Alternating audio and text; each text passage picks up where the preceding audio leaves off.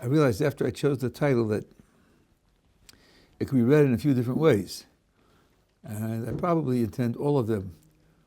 What are friends for? The first thing that you think of is, well, if I have friends, what they do for me. But then, of course, in addition, you could think, if I am a friend to other people, what am I supposed to do for them? And then, in addition, if I am a friend to someone else, what does that do for me? Being a friend, how does that change me? What importance does that have for me? I think that all three are good questions, and I don't pretend to exhaust them all tonight, but I want to explore certain aspects. I want to start by reflecting on a certain common experience that I think people have. I would imagine that everyone, by the time they get to your age, has had this experience even once, maybe several times. You're looking at someone you know doing something, and you think, what a shame. He doesn't know how bad he looks doing that. When he does that, he's hurting himself. Other people are going to look at him critically, and other people are going to look down on him. And it's such a shame. If only he knew how he looks, he would never do it. He doesn't know. Now, why doesn't he know? You see it. Other people see it.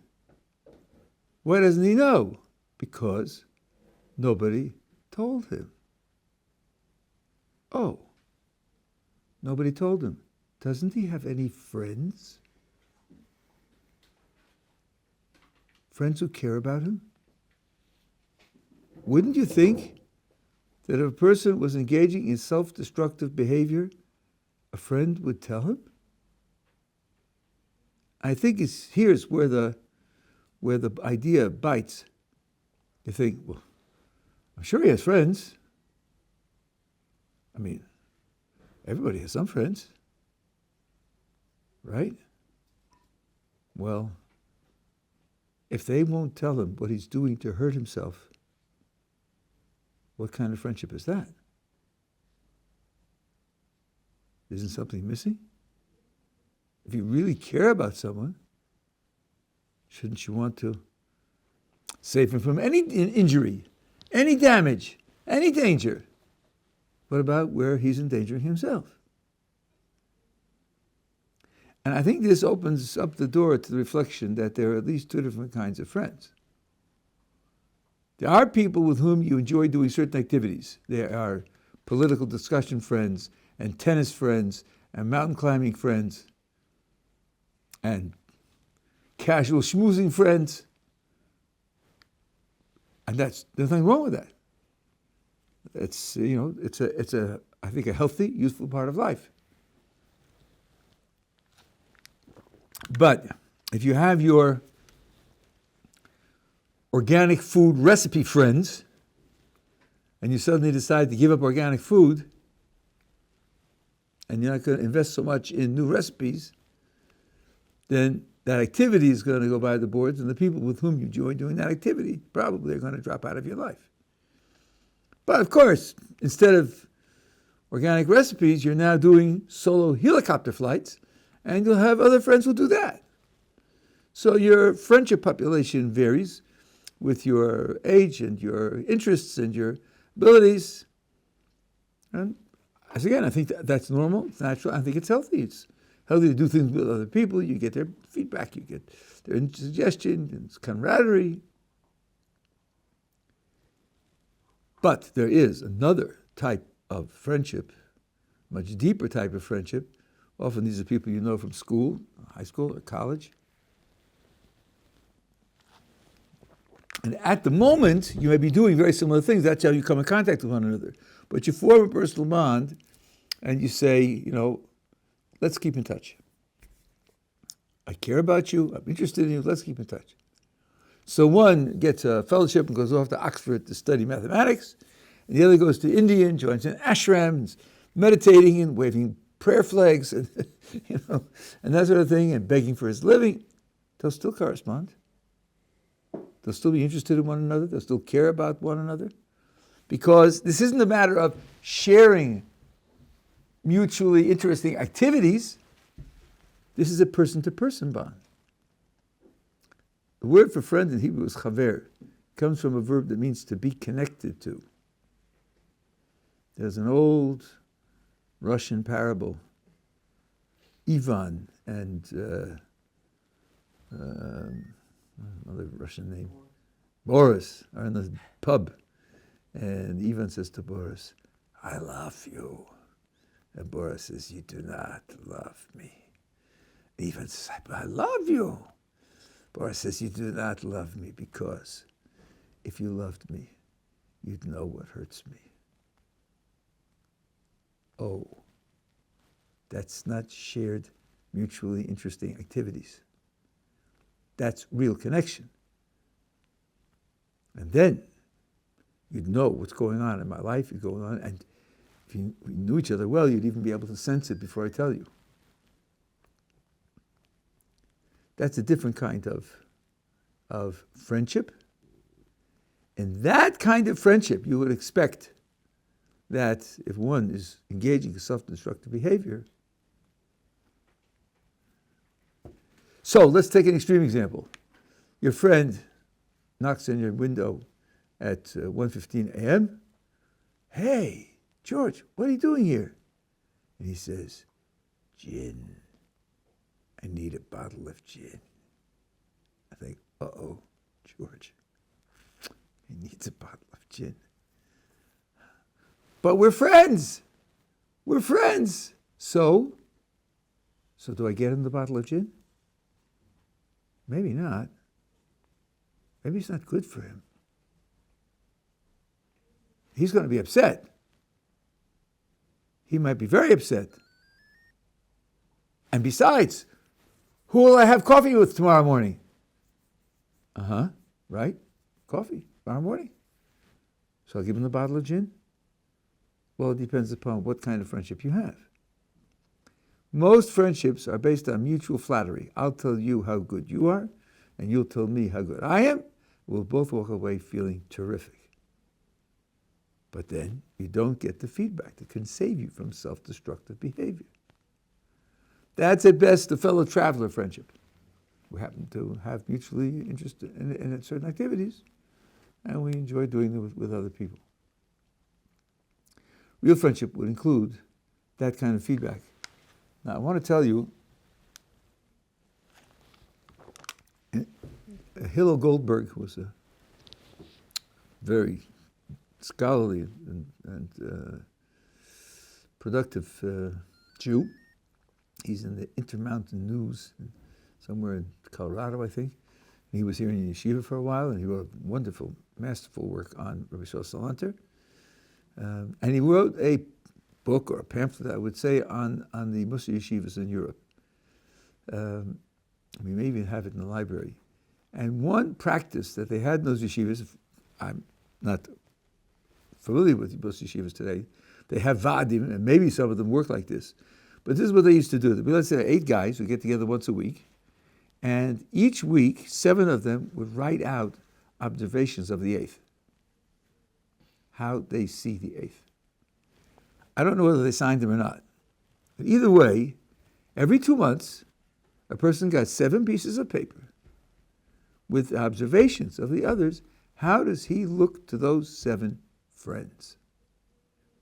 And they were candid, as we say.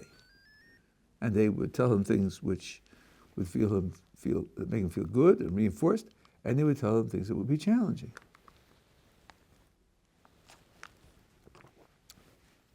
And they would meet and discuss it if you had any questions,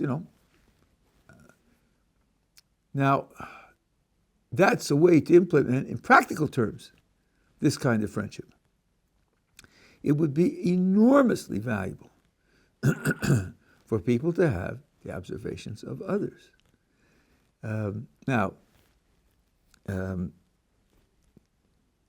You could actually solicit this. You can ask somebody. A number of years ago, someone I know very well came to me in El. They said, listen, you know me well, you know my family. Tell me, what do I need to improve? What do I need to change? What do I need to improve? I was very embarrassed because I frankly couldn't think of the times that he needed to improve. I interacted with him pretty constantly, pretty continuously. And I always hoped that he trusted me and that I really meant it.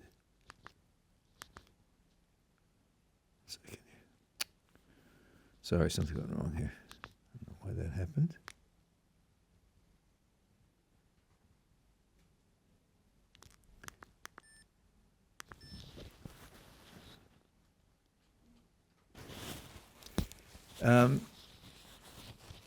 But if you solicit it in a genuine fashion, then you may be able to convince a person to share it with you. And then he's doing you a favor, because he's giving you the feedback that you need. So when you ask for it, you should ask for him to do you a favor. You're asking him to act out his friendship for you. And this is something which, in an ideal world, marriages will be based on. Because typically your spouse knows you better than anybody else knows you. Even there might be a lack of objectivity, but still, in terms of amount of time spent and variety of things shared, usually no one matches your spouse. If the spouse feels free, and you can again do this by soliciting it, the spouse feels free to share with you observations, especially observations where you may not even be aware of the way you impress other people, and you can get that feedback. It would be tremendously valuable. So by soliciting it, what you're inviting is the other person to enrich the friendship that that person has for you. Yeah. Wouldn't the difficulty with that be that you're going to get a view through the prism of the bias of that particular person? Well, yes, but that doesn't disqualify it. Because then the only challenge is for you to figure out what the bias of the person was and how it affected the reaction that you got. And it may be that bias that that person has is a typical bias, which means you have now learned how you typically affect people because they have that bias, which is very valuable for you to know, because you're going to create that impression.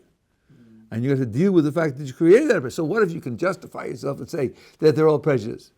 But if they drop you from their lists and they drop you from their activities, you're going to suffer anyway. So you have to learn to live with that. And sometimes you can discount it and say, okay, he exaggerated, but 50% is true. So I have to deal with the 50%. So it's not as if the fact that they're biased that means you get nothing out of the interaction. Yeah.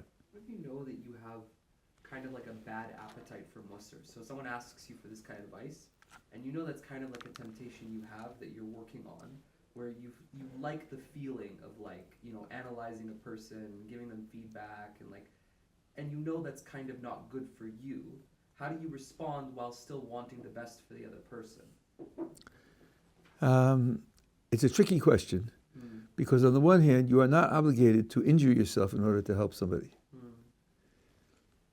On the other hand, unless they're lining up at your door, and it's a question of spending 8 or 10 hours a day doing this, I would hope that you'd be able to give the advice to the person who asks, and to ask HaKadosh Baruch Hu that you should be protected because you're doing it for other people, that you should be a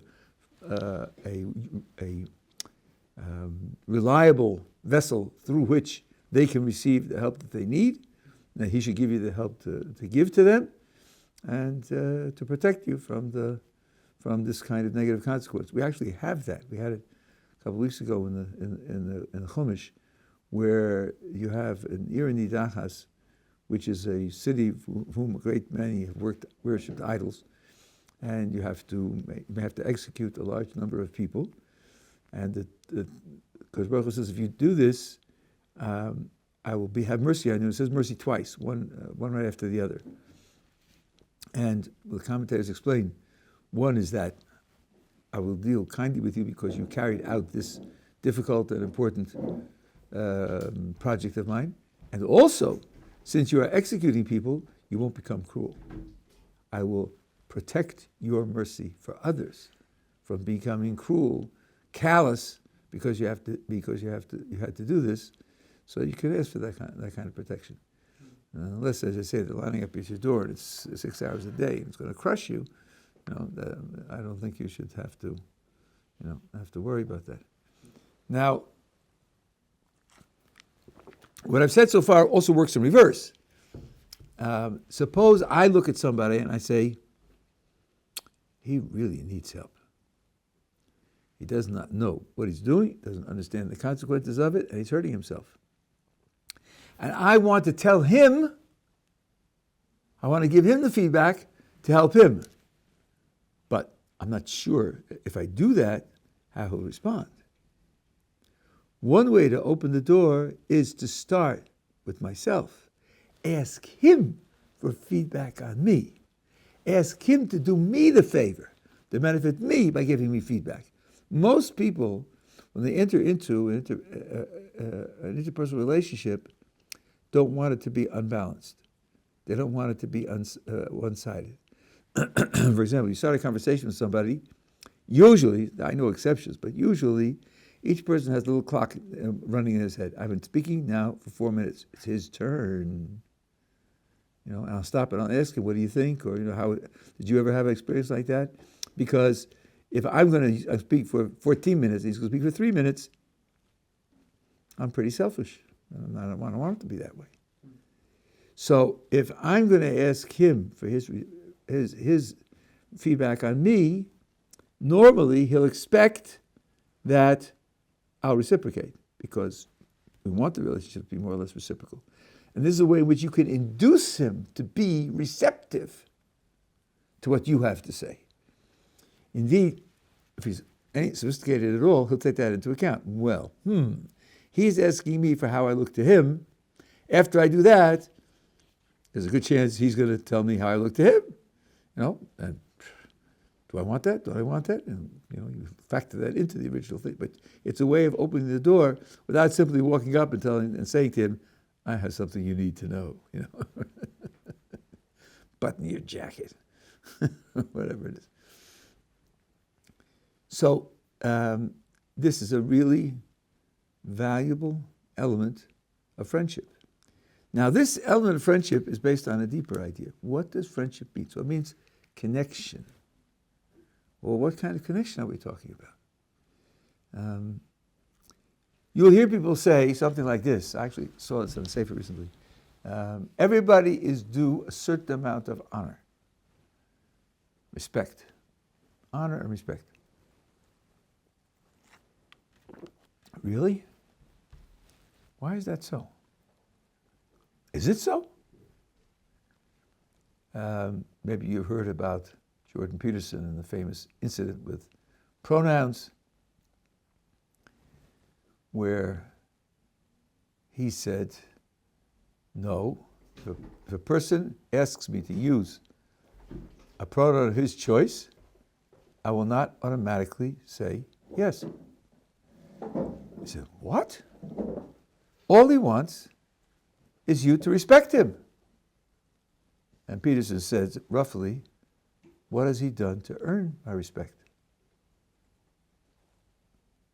Has he shown himself to be generous or committed to justice or creative or intelligent in some way? 2 arms, 2 legs, 2 eyes, 2 ears, a nose, and a mouth? That's enough? Everybody deserves respect? Why would that be? Not to mention the fact that Jordan Peterson is a clinical psychologist, and as he points out, maybe using the pronouns of the person because he wants you to use them may be psychologically injurious to him. He may be a narcissist. Or have some other kind of psychological syndrome where doing what he wants in this way hurts him. But what about the demand for respect? So the first thing you can think is, well, respect isn't automatic and guaranteed. So now people say, no. There's a certain basic respect that everybody should be accorded. Why? If you understand that some things that you do can earn respect or forfeit respect, why would you think that there's a certain respect that doesn't need to be earned? So my first wife and my second wife also both agreed. The one thing that you can respect in the other person is the fact that he is a Tzelem Elokim, that he's created with a godly soul. That's certainly worthy of respect. God is worth respect. There's something of the Creator in each person. Now, if that's the basis of respect, let's ask what the basis of friendship is. What is it about the other person that I connect to in friendship? So, on the lower level, where we're sharing mutually interesting activities, it's our shared interest in the activity. That's what I'm connecting to. On the higher level, I'm connecting through my care for the person as opposed to doing things that we both enjoy.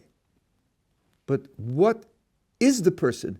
What in the person am I connecting to? The real friendship is to connect soul to soul.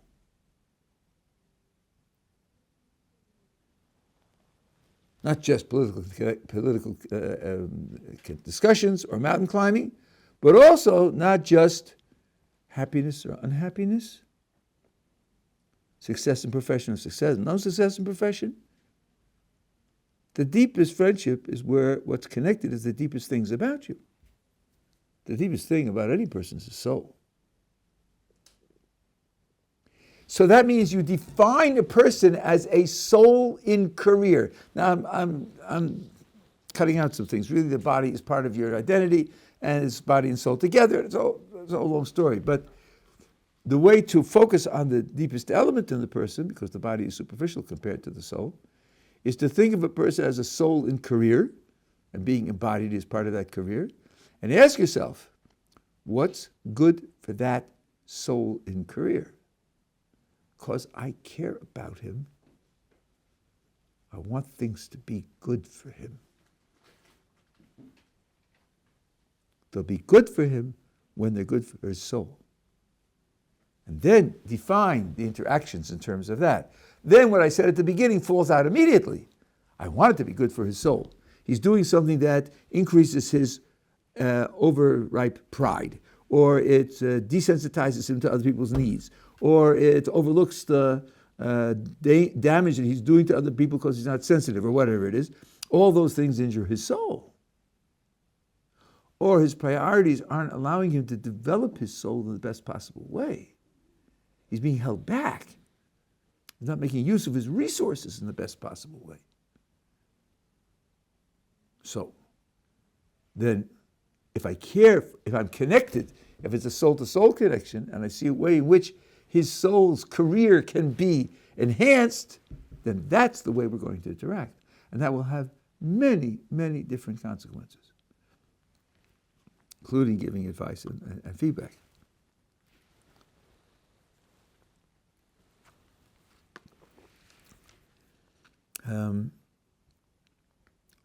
At a certain time, I was struggling with a certain literature in the Jewish world, which I felt made mistakes. And I talked to my Rabbi about it, and I said, what position should I take about it? What position should I? Because it's not true. What they're saying is not true. So he said to me, this is Kiruv literature. He said to me, would you lie to save someone's life? Well, my Rebbe was very smart. I said, wow, checkmate, QED. So I'm a doctor, and I'm doing a checkup of my patient's health, and he has a heart condition for which he's taking medication, and I've discovered a growth. And he asked me, well, doc, how was the checkup? I say, oh, you have a growth. Right. He'll have a heart attack on the spot and drop dead. That's probably not the right thing to say. Maybe the right thing to say is, look, things are okay. There's one thing that needs further testing, and I'm writing out these further tests for you. And then gently introduce him to the fact that something might need some help and that might need some procedure, and so as to break it to him in an easy fashion. And on the way, I'm certainly not telling him the whole truth, and I may be avoiding him telling him the truth that he asks for. So let's see, is truth really the highest of all values and is never appropriate to lie to a person? Kant took that position in his groundwork for the study of morals. He has a footnote there where he says it's never appropriate to lie to anyone. Man, is that a big mistake. You see, Peter comes knocking on my door, banging my door down. What's the matter, Peter? You such a... George is after me with a gun. He's going to shoot me. Hide me. And he runs into my closet and closes the door. 30 seconds later, George comes up to the door. Where's Peter? He's holding the gun. Let's see. What did Kant tell me? Never tell a lie. He's in the closet. Thanks. Bang. He's dead. Is that the right response? I don't think so. Oh, George, he ran around the corner, and if you run quickly, you'll catch him. And as he runs, I slam the door and call the police. Not always is truth the right thing to do. So I had to reformulate my position. These people were saying things that aren't true about the Torah tradition. They were giving an exposition and trying to justify the Jewish tradition with ideas that are not true and presenting them as if they're part of the tradition. That's a different question. There, I have sources that say you can never do that. You can never lie about the tradition in order to justify the tradition or protect yourself from danger. So now, that being the case, maybe it would be good to lie to a person for his own good. That could happen. And my abstract feeling that the truth must be preserved at all costs, it's a mistake. It's a mistake.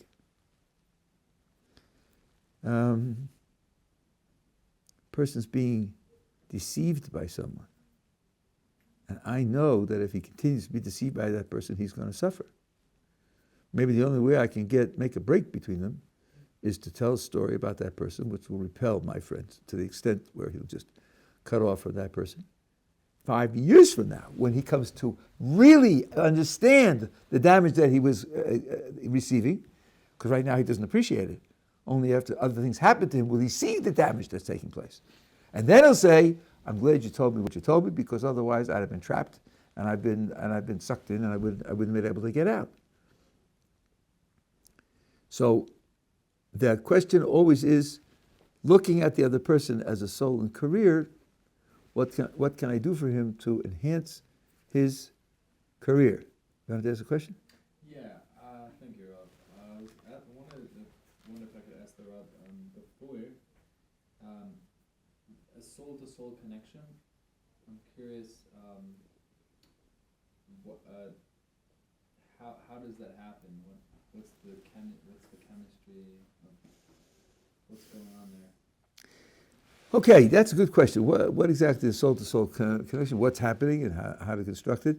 The truth is, I haven't gotten to that central idea yet. Your question is provoking me to think about where I'm holding in the discussion. I was thinking of taking his soul into account in my interactions with him. And I think you're right. My words imply that something stronger that could happen there. Now, I think the right thing to do is to first make it reciprocal. I take his soul into account when I'm dealing with him, and he takes my soul into account when he's dealing with me. That's already 2 steps. Then you have to push it up another level. I have to know that he's taking my soul into account, and he has to know that I'm taking his soul into account. That's not obvious. He may not know that. If he asks for the jinn and I say no, in his state of mind, maybe I'm stingy, maybe I'm cold-hearted, maybe I'm not really his friend. He won't know it's coming from my soul. So now, when you get up now to the second stage where we are each aiming our interactions at the other person's soul, and each one of us knows that the other one is aiming his interactions, then there may be very little to hide. Then the souls can speak to one another. Rather than speaking through the lower framework and molding what you say in order to benefit the higher element, you can have the higher element speak to the higher element directly. Then the language will be the language of loving Hashem and fearing Hashem and being constantly conscious of Hashem and developing Hashem's midos, Hashem's characteristics. And I think that a considerable part of it is speaking about your own experience of Hashem. And this is a pet topic of mine because I think it's very, very underexpressed, and especially parents and children. You can all imagine, it's not news to you, that when children live with their parents, a great deal of their time is spent trying their best to be more like their parents. You can see a child trying to tie his shoes. When he finally gets it, he can sit and tie his shoes 20 times. Untie them, tie them, untie them. I can do it. I can actually, and then push the lawnmower and use the telephone. So share with your children your religious life. He'll want to be part of that also. If you don't, then there's nothing lifting him there into it. So you were going to the doctor and you needed a parking place and you didn't have a parking place, and then just as you were passing by, parking place opened up. Ah, how wonderful. Is that how you experienced it? How wonderful? I hope not. I hope you experienced it. Ribbona Shalom, I'm late for the appointment. Please don't let me, later, it's not nice, it's not considered the doctor, it's embarrassing to me. Please let me find a parking place. And then the person pulls out, and unlike the sad joke has it, thanks, I don't need your help because the guy just pulled out. I have my parking place. No, oh boy, thank you very much. You pulled out, you get in, you're only 2 minutes late, nobody cares. So now your children come home from school. How was your day? What happened to you? You say, I have to tell you a story about Hashem, how Hashem helped me today. I was late for my appointment with the doctor. I didn't know what I was going to do. I said, Ribbon Shalom, help me, please. And just then, Kodesh Baruch Hu arranged that he should pull out. I got my parking place. I was so grateful. As I walked into the doctor, I said, Mizmor Soda, Song of Thanksgivings. It means I experienced a Kodesh Baruch Hu in my life. Who's talking there? That's the soul talking. Now, one way to do it is to share your experience of a Kodesh Baruch Hu with the other person, and he will share his with you. To talk about when it was fulfilling and inspiring and exciting, and when it wasn't, that what you did about it. Now you're really talking about your deepest self, the self that's of most importance, value, centrality, your experience of the Kodesh Baruch Hu. So then you can get to that, but there are stages to get there, and the 2 stages that I mentioned beforehand, before the 2 souls can speak freely with one another. Yeah. Right, so you might have a situation where maybe you don't feel like, for whatever reason, a person would be ready for that and they're not comfortable with it.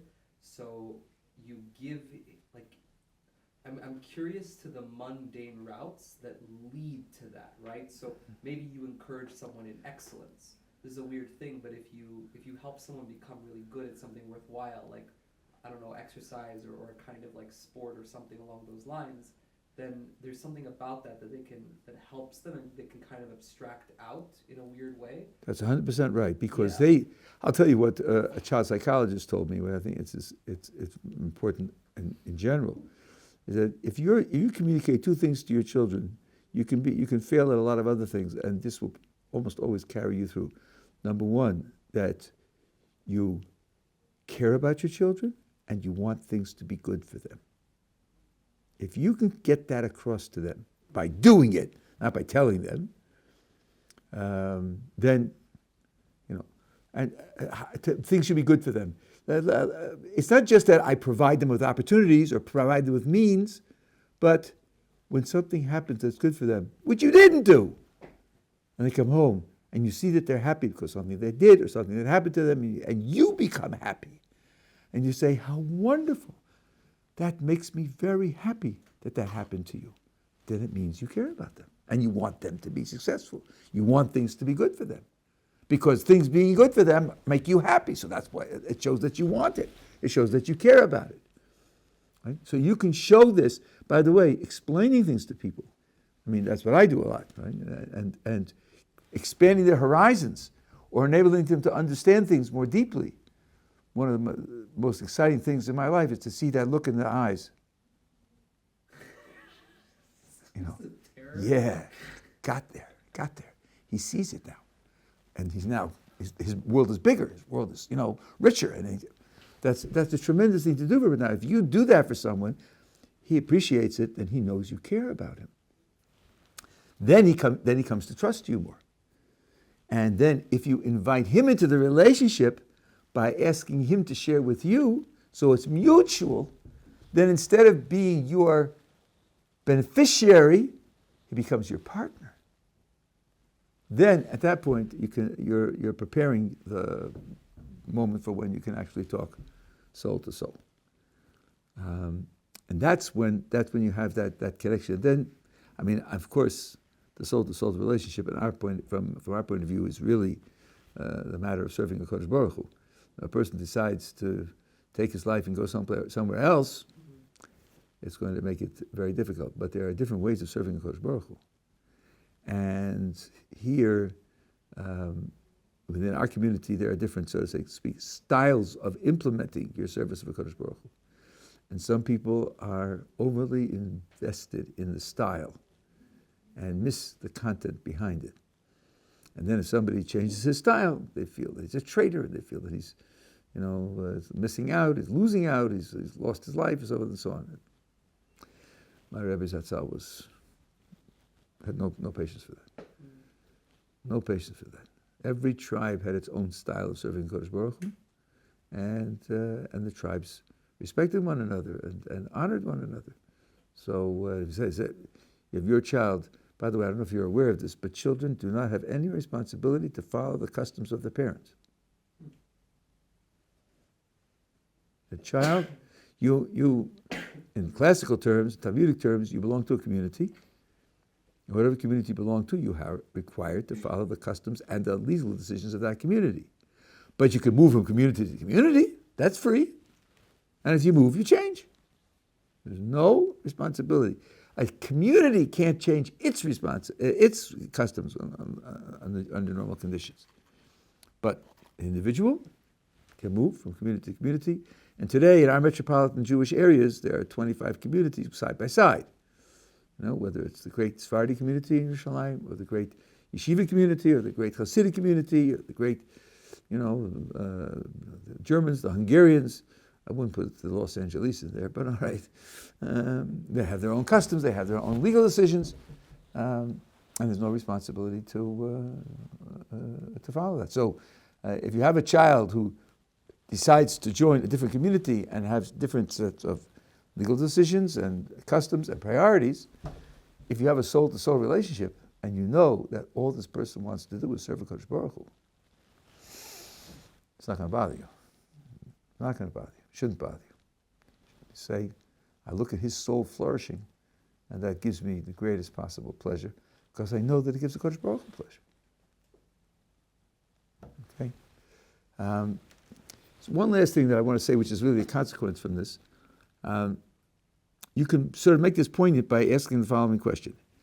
There are mitzvos that are done with various items in the world. On Sukkot, you take a lulav and esrog, and you shake it in a certain way. And on Pesach, there's matzah that you eat. And when you plant seeds or when you plow the ground with animals, there's certain ways to do it, certain ways not to do it. You give, write a Sefer Torah, or you purchase books, or whatever it is. There are various mitzvahs to do with various things in the world. And there are various mitzvahs to do with other people. Is there any fundamental difference between my doing a mitzvah vis-a-vis a Sefer Torah, doing a mitzvah vis-a-vis matzah, doing a mitzvah vis-a-vis the lulav and esrog, and doing my mitzvah vis-a-vis Ruvain? Is another person just another thing and another opportunity to fulfill the various rules that you have for interacting with people, as opposed to the rules you have for interacting with fields and animals and matzah? Is a person any different from the other implements or instruments or conditions under which certain rules are implemented? And I think it's a good question. It's a good philosophical question. Like I always say, ask other people, because I have a perspective. I certainly don't exhaust the idea. And one gigantic difference that there is between the objects and the people is that the other person is just as important as I am. There's no importance in the matzah. There's no importance in the lulav and esrog. And vis-a-vis that comparison, there's no intrinsic importance in the Sefer Torah either.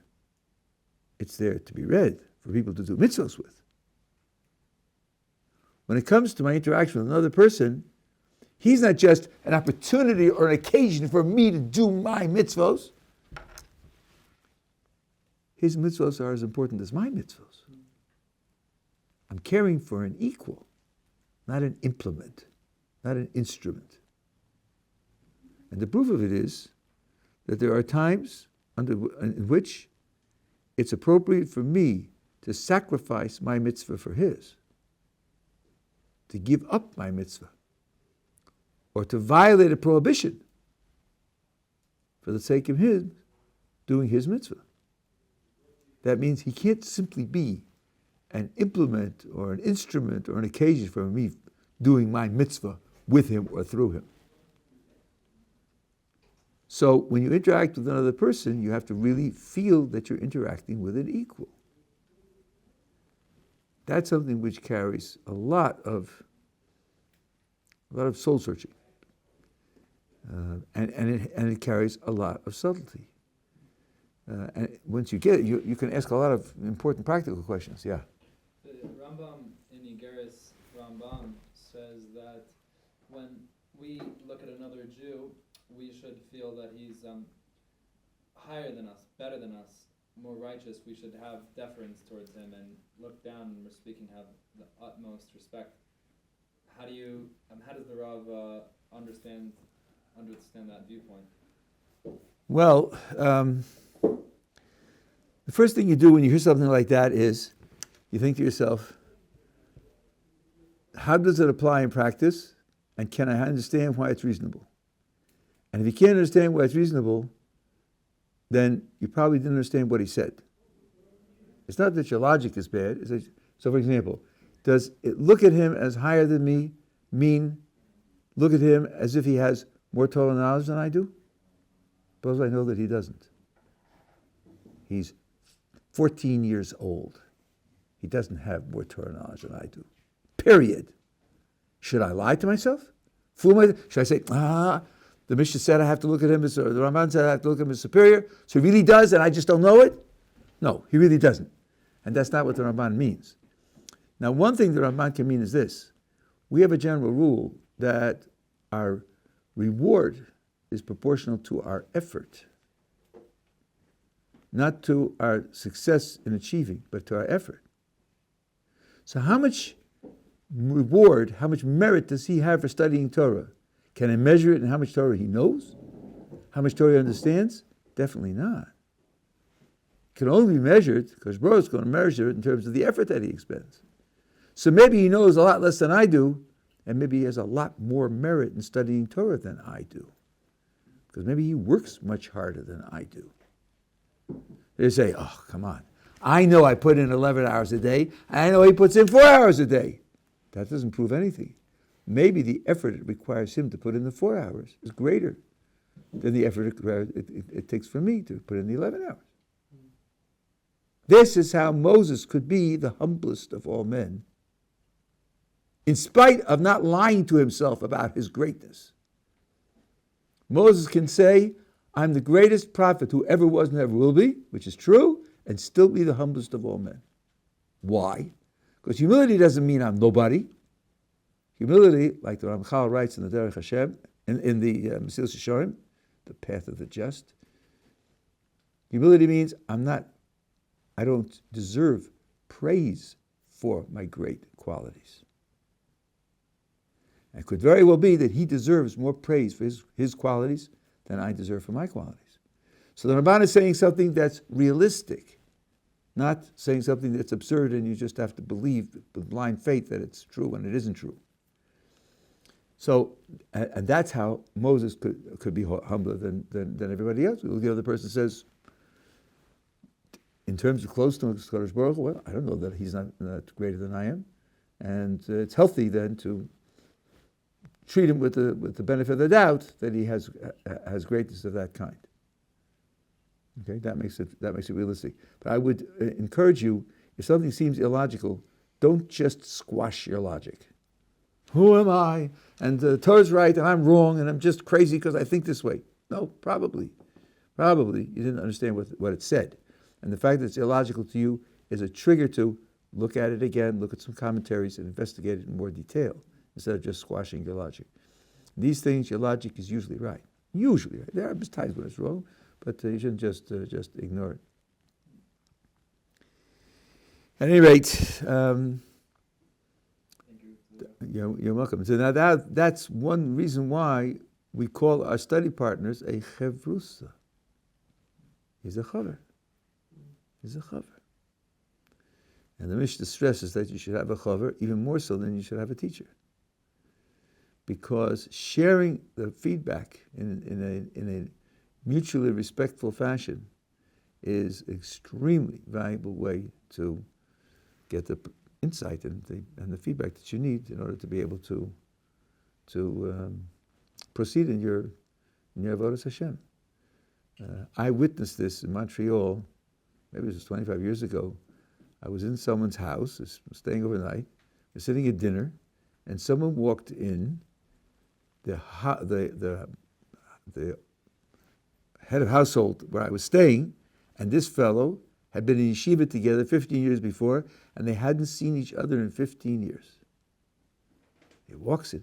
Hello. It was unexpected. How are you? How wonderful to see you. Listen, I left yeshiva 2 months before you did. What did the Rosh Yeshiva say on that thing when he was there and I wasn't there? 15 years later. They pick up the Torah discussion where it was 15 years before. That's a soul-to-soul relationship. They'll talk about their families and their children and grandchildren. Yeah, they'll get to that. But what did the Rosh Yeshiva say about that? That meant that their connection was a connection of learning Torah together and growing and understanding the Kadosh Baruch Hu's communications to us and closeness of Kadosh Baruch Hu together. That was the kind of connection. It was really beautiful thing to see. That's yeshiva life at its best. Okay, these are some thoughts about friendship.